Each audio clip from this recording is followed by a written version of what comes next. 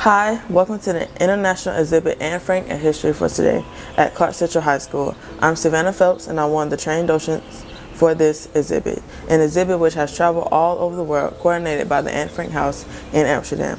This exhibit tells the story of Anne Frank against the background of the Holocaust and World War II. Anne Frank's life is the thread that one can find throughout the expedition. The experience of the Frank family sheds light on events and processes that took place before, during, and after World War II.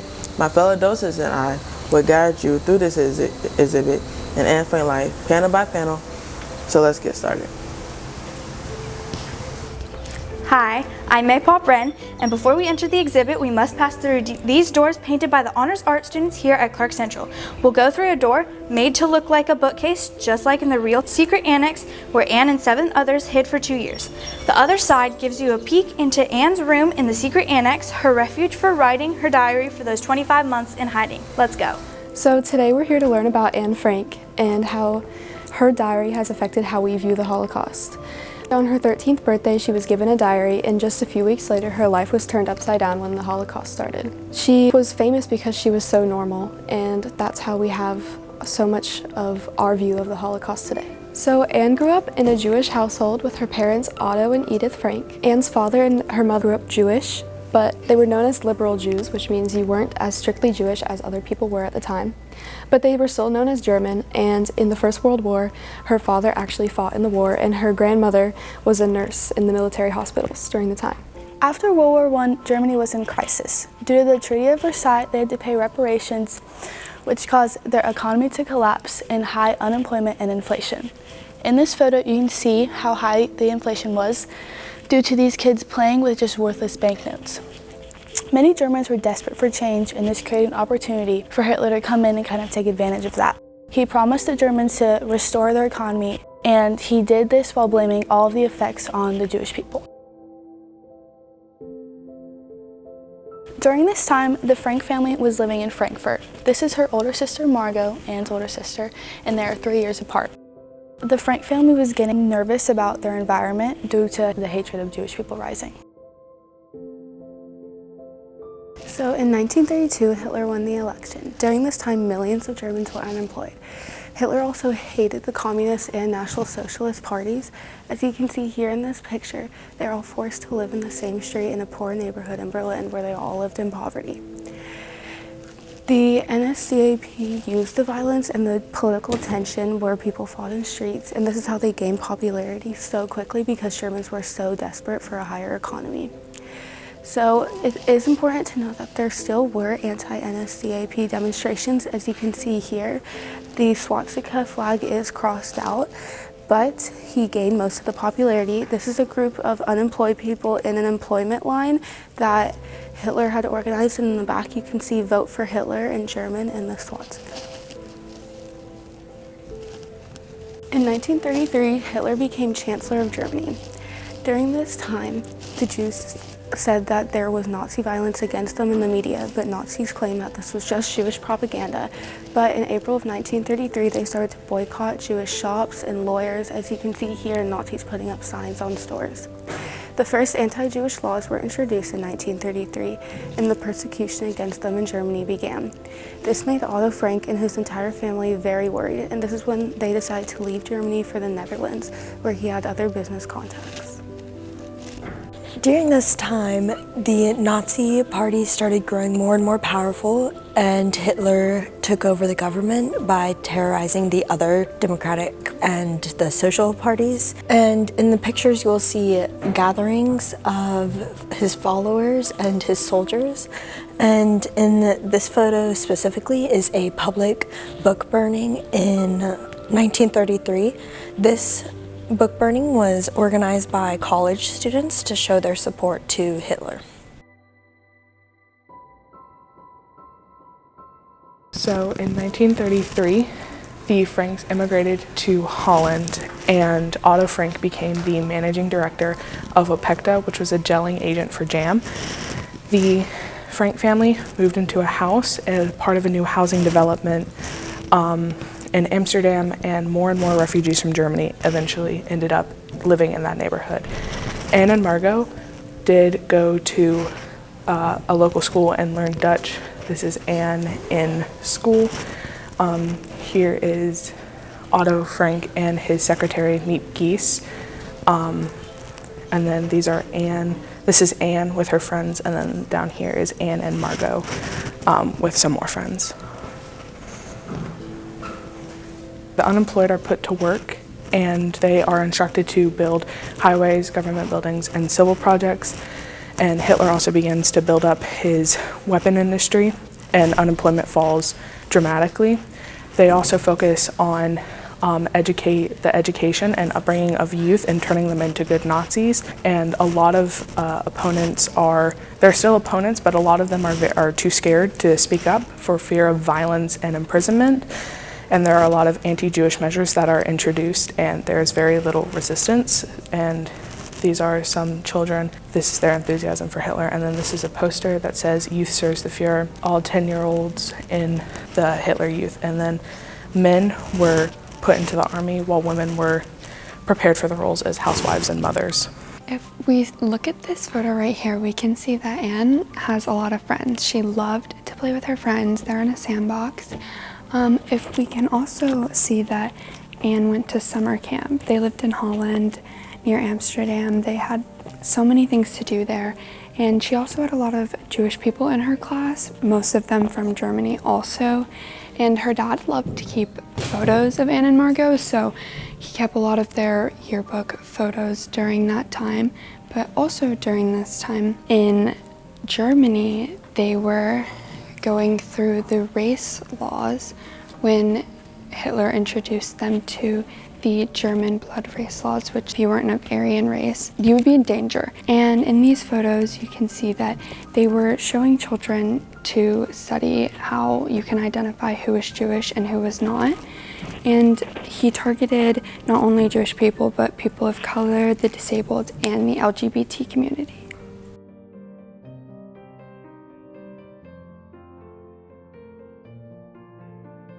After race laws were implemented, Anne's two uncles fled Germany and found refuge in North America. And Anne's elderly grandmother, who was 73 years old at the time, went to go live with the Franks in Amsterdam.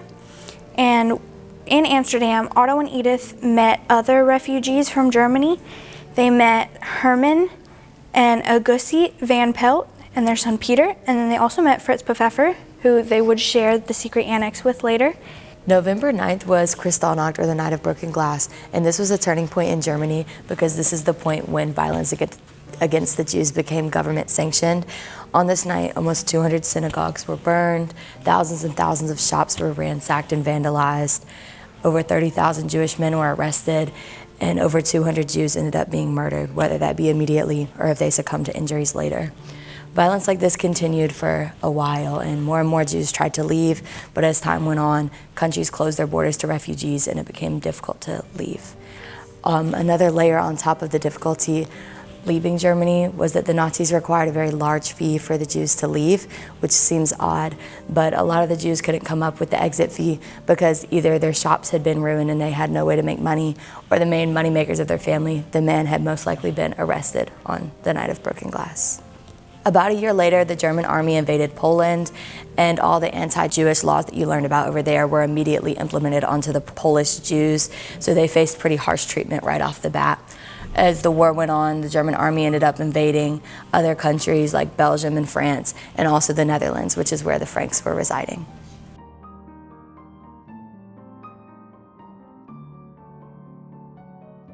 Shortly after Anne's 10th birthday, World War II breaks out. Otto and Edith are just hoping that it doesn't reach the Netherlands. Sadly, on May 10th, 1940, Hitler and the Nazis invade the Netherlands. In this picture down here, you can see the Nazis marching through Amsterdam, trying to provoke fights with Jewish people. Quickly, addresses and names of Jewish people are becoming known. In this picture up here, this is a yellow star that Jewish people had to wear to identify them as Jewish in public. Quickly, race laws that were implemented in Germany and Poland are now being implemented in the Netherlands. This picture is of a sign that says, "Jews are not allowed here," or "Jews are not welcome here." concentration camps were becoming more and more prominent, and there were special army units used to round up and kill Jewish people. In the early 1940s, more and more race laws started being introduced. One of those race laws was that Jewish children could no longer go to school with non-Jewish children. In Anne and Margot's case, they went to a school called the Jewish Lyceum. Another race law that was introduced at the time was that Jewish people could no longer own businesses. Anne's father, Otto, who owned Opekta, had to give away his business to a non-Jewish man named Johannes and rename his business to Geese & Co. While these new race laws were being introduced, Hitler and the Nazis were devising a secret plan where their goal was to kill all 11 million Jews living in Europe at the time. The way that they would describe this to the Jews, they would say that they were being sent to labor camps to work, whereas in reality, they were being sent to extermination camps. And in these extermination camps, they were killed almost immediately upon arrival. And the extermination camps were designed to kill Jews more efficiently and quickly. On Anne's 13th birthday, which was June 12, 1942, she received a diary in which she recorded entries in the form of letters to her imaginary friend Kitty. In these entries, she would talk about her school life, her friends, and all the emotions that she was feeling, and her overall life up to that point. And just 3 weeks after she received this diary, her life and her family's life would change completely. 3 weeks after Anne's birthday, on July 5th of 1942, she was out reading in the sun when her sister Margot received a call-up notice to report to the authorities to be sent to a labor camp. When Margot received this letter, she thought it was for her father, Otto Frank, and Otto Frank had been setting up a place for them to hide since early 1942 in the annex right behind his Opekta business. He had given his business early on in 1942 to 4 of his most trusted employees. He trusted them with bringing, at first, Otto, Edith, Margot, and Anne, their food, and soon the Von Pels and Fritz Pfeffer. There were 8 people who stayed in the annex, and that was Otto, Edith, Margot, Anne, Herman Von Pels, Auguste Von Pels, and their son Peter. Soon after the Von Pels were there, Fritz Pfeffer joined them. Anne and Fritz Pfeffer roomed together, and Margot roomed with her parents. This is the Opekta warehouse where the Franks and 4 other people lived for 25 months. That red outline area is where they lived. The bookcase is where they would enter to the annex. Here is Anne and Fritz Pfeffer's room. Here's Margot and her parents' room. Here's Peter's room, and there's the Van Pel's room. That was also the living room, the dining room, and the kitchen. Up here is where Margot and Anne and Peter would sneak off to during the daytime and look out the window because that was the only window that they had access to in the secret annex. And here's the bathroom that they all shared for those 2 years. There's pictures of the bookcase and Anne and Fritz's room.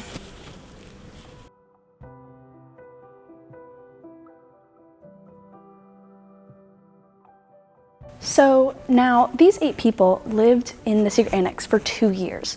And a lot of the times, since the Opekta warehouse was connected to the secret annex, a lot of the times they could not speak or talk to each other during the day. They also could not listen to radios and know what was happening. They also could not flush toilets. So imagine, during this whole time it probably stunk in there. There were rats, the walls are very thin. It was just a very gross environment to be in. But since they weren't able to really talk all the time, they often usually either read or wrote. Now, they would often get a lot of these diaries and magazines and books from the Geeses, specifically Meep. And this was one of Anne's favorite magazines because when she grew up, she either wanted to be a film star or a writer. At the time, the writing goal kind of stuck because it was more tangible at the time. But she would often talk a lot about her thoughts and her fears and her relationship with her parents, specifically her mother. She would also talk a lot about her sister and how they would always argue all the time. She also talked about her relationship with the young boy Peter that also lived in the annex. So Anne Frank's diary was one of the only full-length diaries that actually had journal entries about the specific war. And what's really interesting is she literally filled it front to back. So this is a very realistic replica of her diary. It shows you the design, but also her writing. And like what was previously said, she would often write it to her imaginary friend Kitty. But I think this is a very cool way to show like what her diary actually looks like. But with her relationship with Peter, what she would write about a lot, when she first met him, she thought he was very uninteresting. She thought he was boring, dull, awkward, but she also found him kind of cute. So she was like always frustrated about the fact that, you know, he was this really cute boy that she got to live with, but he was just so uninteresting and not a great person to get to know. But then, you know, she was 13 and she also was going through hormones, and again, she was stuck in this place for 2 years, and she ended up becoming attracted to Peter. And she would often write about that. She would write about like, oh, like I'm so excited to, you know, wake up and get to see him again and talk to him about all these things.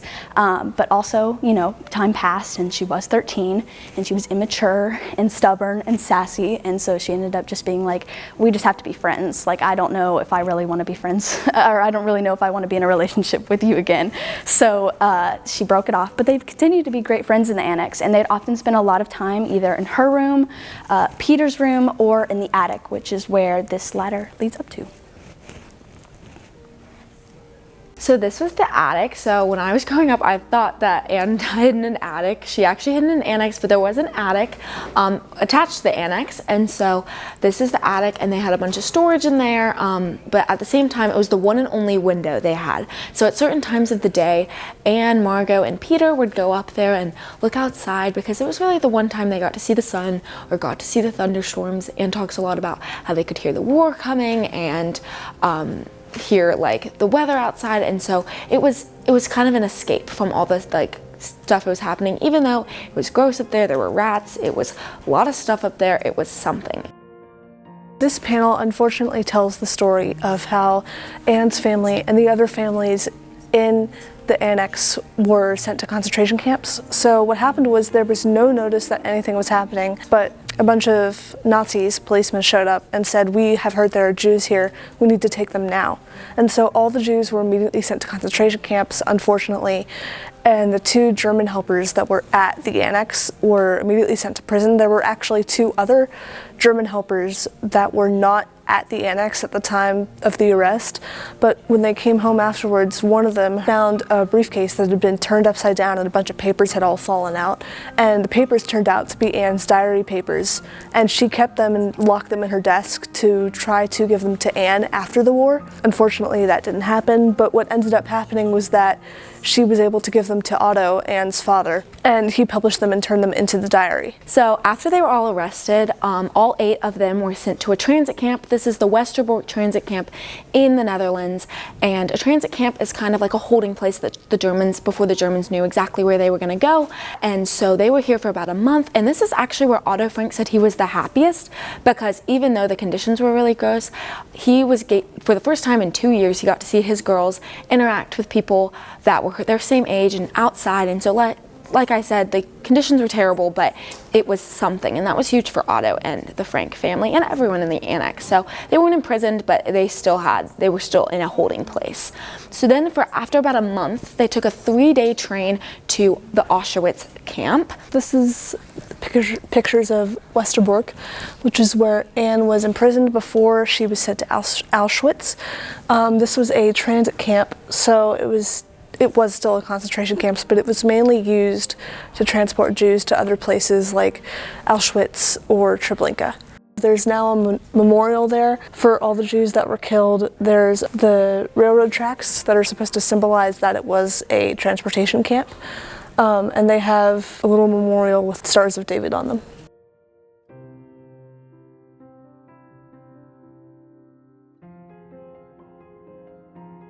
This was at Auschwitz-Birkenau or Auschwitz II, and right after you would get off the train, you would go to something called selection. It was men on one side, women and children on the other side, and basically they decided if you were going to work or if you were going to be gassed to death in a gas chamber. This is the gas they use. It's called Zyklon B, which is the gas that was used to kill millions and millions of people. at Auschwitz and other death camps, one being Treblinka. We have a piece of barbed wire here from the Treblinka camp, and even though Treblinka was only open for 16 months, they still had 925,000 people murdered. So it's very interesting. Auschwitz is the most notable, but it was open for less time but still killed lots of people. Like I mentioned before, if you were fit enough to work, they were going to send you to work in the camp or in the fields, but if not, you were going to be gassed. And so it was the difference between a short death or a longer death. Either way, the situation was not favorable for you to survive. In November 1944, Anne, Margot, and Auguste arrive at Bergen-Belsen concentration camp. There, Anne briefly sees her friend Hannah, who is staying in a different part of the camp. However, they soon become separated by a fence of barbed wire and straw and can no longer see each other. Through the fence, Anne tells Hannah that her and Margot are starving and have no warm clothes. So Hannah manages to throw over a package with some clothes and a little food, but Margot and Anne are already too weak, and other prisoners end up getting the package. They both contract typhus, and in March 1945, Anne and Margot die within a few days of each other. Hannah actually survives the war, and later shares, while remembering the last time she saw her friend, she wasn't the same Anne. A month after Anne and Margot die, on April 15, 1945, Bergen-Belsen is liberated by the British Army. And here is a picture of the women's barracks shortly after the liberation. Otto Frank is the only survivor out of the 8 people from the secret annex. He is liberated from Auschwitz on January 27, 1945 by the Russian army. Edith Frank passes away from exhaustion in Auschwitz on January 6, 1945. Margot and Anne die of typhus in the spring of 1945. Hermann von Pels is gassed shortly after his arrival in Auschwitz in October or November 1944. His wife, Auguste von Pels, dies in April or May 1945 on the way to Theresienstadt concentration camp. We know a bit more about Peter's story than the others. While at Auschwitz, Otto becomes ill and is staying at the hospital. Peter visits him and shares that SS units are evacuating prisoners on what we know as a death march. Otto begs Peter not to go, knowing that most don't survive the harsh conditions of these journeys. Despite Otto's pleas, Peter still goes and actually makes it to Mauthausen concentration camp. When he arrives, the camp is already liberated, so Peter is free. However, he's tired and sick and weak from the long, difficult journey, and he ends up passing away. And that leaves Fritz Pfeffer, who dies on December 20th, 1944 in Neuengamme concentration camp.